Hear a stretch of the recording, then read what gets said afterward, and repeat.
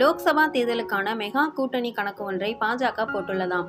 அதிமுக இல்லாமல் மற்ற கட்சிகளை வைத்து இந்த பிரம்மாண்ட கூட்டணி உருவாக்கப்பட உள்ளதாம். லோக்சபா தேர்தலுக்கான கூட்டணி ஆலோசனைகள் நாடு முழுக்க தீவிரமாக நடந்து வருகிறது. தேசிய அளவில் இந்திய கூட்டணி வேகமாக கூட்டணி பகிர்வு முடிவுகளை எடுத்து வருகிறது. ஆம் ஆத்மியும் இந்தியா கூட்டணியில் போட்டியிடும் இடங்களை அறிவித்துவிட்டது.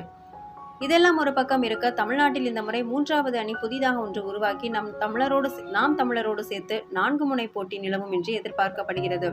லோக்சபா தேர்தலில் திமுக கூட்டணி தொடர்பான பேச்சுவார்த்தைகளை தீவிரமாக நடத்தி வருகிறது. கடந்த சில நாட்களுக்கு முன் திமுக காங்கிரஸ் இடையிலான ஆலோசனை கூட்டம் நடந்தது. அதன் பின் இந்த மாத தொடக்கத்தில் கூட்டணி கட்சியில் உள்ள மற்ற கட்சிகளுடன் திமுக ஆலோசனை நடத்தியது. அதன்படி இந்திய கம்யூனிஸ்ட், மார்க்சிஸ்ட் கம்யூனிஸ்ட், மதிமுக கட்சிகளுடன் திமுக கூட்டணி குழுவினர் ஆலோசனை நடத்தினர். அதன்படி இந்த முறையும் காங்கிரஸ், இந்திய கம்யூனிஸ்ட், மார்க்சிஸ்ட் கம்யூனிஸ்ட், மதிமுக, விடுதலை சிறுத்தைகள் இன்னும் சில உதிரி கட்சிகளுடன் திமுக கூட்டணி வைக்க உள்ளது. இன்னொரு பக்கம் நாம் தமிழர் தனித்து நிற்க உள்ளது. இந்த நிலையில்தான் 2024 லோக்சபா தேர்தலுக்கான கூட்டணியை இறுதி செய்ய பிப்ரவரி 27ஆம் தேதி வரை மட்டுமே கால அவகாசம் என்று பாஜக தலைவர் அண்ணாமலைக்கு டெல்லி பாஜக தலைமை உத்தரவிட்டு உள்ளதாம்.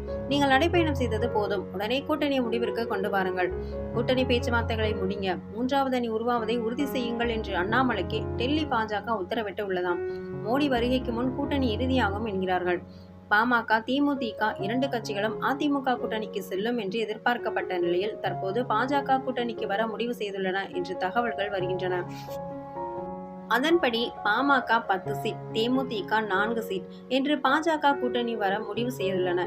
2 ராஜ்யசபா இடங்கள் 2 கட்சிக்கும் தலா 1 என்று பிரித்து கொடுக்கப்பட வேண்டும் என்று கோரிக்கை வைக்கப்பட்டதாம். ஆனால் இதை பாஜக ஏற்கவில்லை. ராஜ்யசபா சீட் கிடையாது, மாறாக பணம் கேட்டதில் 1/3 ஒரு பகுதி பிரித்து கொடுக்கப்படும் என்று அறிவிக்கப்பட்டு உள்ளதாம். பாமக 10, தேமுதிக 4, டிடிவி தினகரன் 4, OPS 2, பாஜக 11, IJK 1, மற்றவை 2, புதிய தமிழகம் 2, தமிழ் மாநில காங்கிரஸ் 2 என்று கூட்டணி முடிவாக உள்ளதாம். அதிமுக தனித்து விடப்பட்டது.